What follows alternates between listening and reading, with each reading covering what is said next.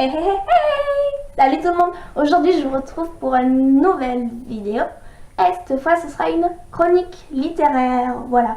Donc cette fois je vais pas vous bassiner avec Hunger Games, promis, parce que je me suis rendu compte que ça fait 2 vidéos au moins que j'en parle. Promis, j'arrête. Donc aujourd'hui je vais vous faire une chronique littéraire, donc toujours sur un livre fantastique. Cette fois ce sera sur un livre assez vieux qui est paru en 2003, qui a été écrit par Pierre Bottero, et je parle de La quête d'Ewilan, voilà, qui est paru donc aux éditions Rajo en 2003. Il s'agit d'une trilogie qui est suivie ensuite d'une autre trilogie appelée Les Mondes d'Ewilan, donc c'est une suite de celle-là. Et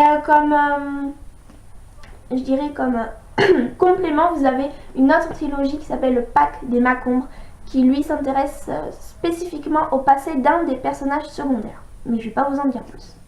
Voilà, donc déjà je vais parler de Pierre Bottero, qui est un auteur français, mon auteur français préféré de fantasy. Il est né en 1964 et il était professeur dans un collège, le même où il a étudié, voilà. Il enseigne dans celui qu'il a étudié, je trouve ça mignon. Il a écrit d'autres romans comme A comme association, en collaboration avec Erin Love, enfin du moins jusqu'à sa mort. Et ensuite, il a également écrit une autre trilogie qui s'appelle L'Autre. Et vous pourrez aller rechercher sur internet, je crois qu'il a fait d'autres livres. Je sais qu'il en a fait un, mais comme je suis pas sûre du titre, je vais pas dire de bêtises. Donc voilà, n'hésitez pas à aller rechercher parce que franchement, cet auteur est énorme. Voilà. Donc aujourd'hui, je vais vous parler, comme je vous l'ai dit, de La quête d'Ewilan, qui raconte l'histoire de cette jeune fille ici présente, qui s'appelle Camille du Ciel. Alors, elle a 13 ans. Et l'histoire commence au moment où elle se rend compte qu'elle peut voyager dans un univers parallèle, enfin dans un monde parallèle. Donc d'abord elle va seulement en parler à son meilleur ami Salim, qui est ici. Voilà. Et elle va décider d'essayer d'oublier, mais elle se rend compte qu'elle peut créer des choses qui sont dans son imagination. C'est-à-dire qu'elle pense, par exemple, je sais pas, elle pense à une fleur et la fleur va apparaître devant elle. Elle peut rendre possible tout ce qu'elle imagine. Voilà, j'ai eu du mal. Donc elle va essayer d'oublier ce petit voyage jusqu'au jour où elle va rentrer chez elle. Elle va trouver une espèce d'araignée géante dans son jardin. Salim est avec elle et elle va l'emmener avec elle dans cet univers parallèle. Et elle va rencontrer, enfin ils vont rencontrer Edwin, qui est un guerrier, personnage très important de ce nouveau monde. Nouveau monde qui s'appelle Gwendalir, je sais pas prononcer, je suis désolée. Et il va très vite se rendre compte que Camille est une jeune fille surprenante et qui risque d'être importante. Donc il va décider de l'accompagner. Camille, elle va entendre une voix dans sa tête. C'est en fait Eléa, une sentinelle, qui va lui parler. Alors une sentinelle, c'est une personne qui a le pouvoir de dessiner également et qui était censé protéger les frontières nord, sauf que les frontières nord sont envahies par les Race et les Tish, qui sont les ennemis des habitants de Gwendalir. Et donc les sentinelles se sont retrouvées figées et on ne sait pas où. Et cette sentinelle conseille à Camille d'aller voir Duhomme. Duhomme est un analyste et il va analyser le pouvoir de Camille. Et on va très vite se rendre compte que Camille est la dessinatrice la plus douée que Gwendalir n'ait jamais connue.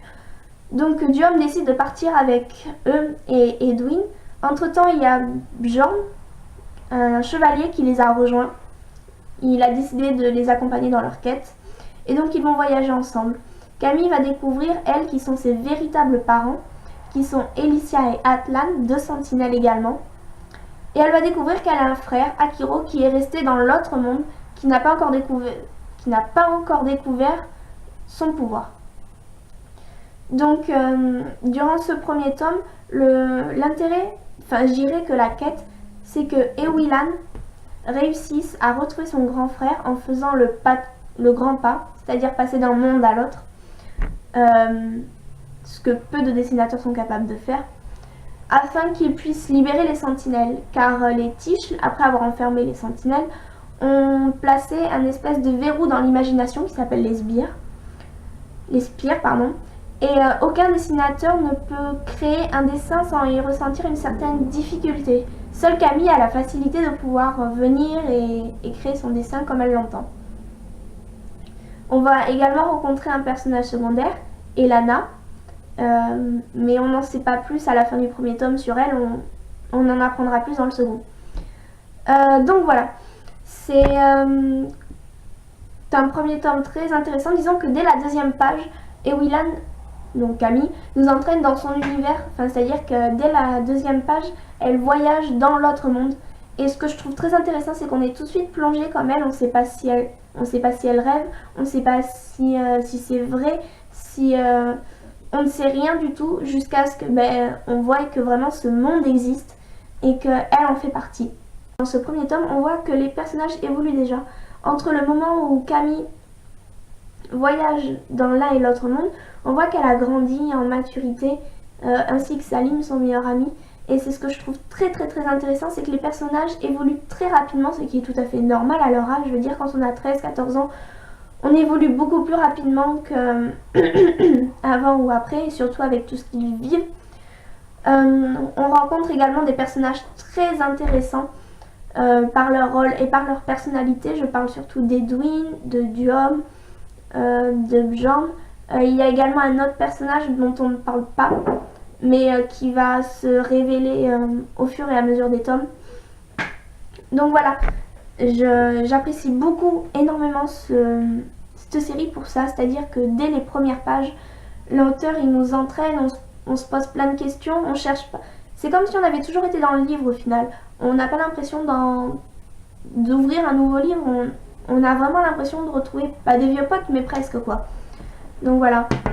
Moi, ça fait la 6e fois que je le lis chaque été. Je peux pas m'empêcher de relire les 3 séries, donc La Quai des Willan, Les Mondes des Willan et Le Pacte des Macombres, qui parlent de l'histoire d'Elana.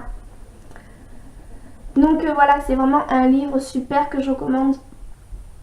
Vraiment, si vous avez peur, que vous trouvez ça gros, que vous n'êtes pas habitué à lire autant, n'hésitez pas.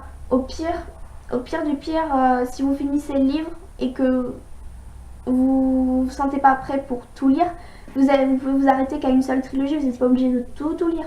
Mais vraiment, je trouve que ce livre mérite vraiment le détour.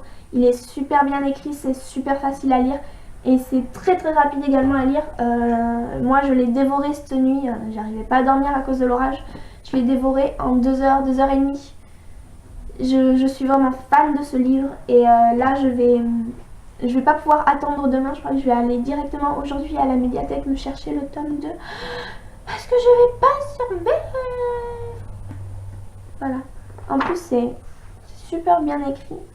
Moi j'adore. En plus il y a des petits dessins. Enfin il y a un dessin au début de chaque chapitre, voilà. Faut lire le livre pour savoir ce que c'est. Voilà. C'est la classe. Donc voilà, moi j'adore ce livre. N'hésitez pas à le prendre, à le lire. En plus comme il est vieux, je pense que vous pouvez le trouver facilement pour pas cher. Et voilà. N'hésitez pas à les regarder dans votre bibliothèque aussi, c'est possible. Donc voilà, si vous avez aimé cette vidéo, n'hésitez pas à liker, ça me fera plaisir. N'hésitez pas non plus à partager la vidéo et à commenter. Comme d'habitude, si vous avez des questions, vous pouvez me les poser en commentaire ou me les envoyer par mail. L'adresse, comme d'habitude, sera en barre d'infos. Même si c'est pas des questions, si vous avez des avis, si vous avez juste envie de parler, allez-y.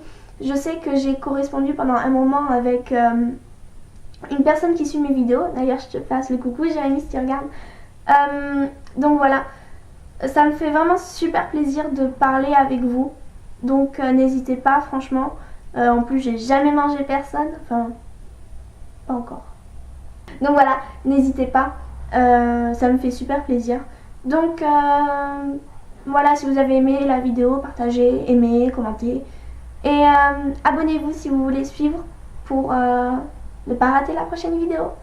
Voilà, sur ce, je vous souhaite de bonnes vacances et à la prochaine.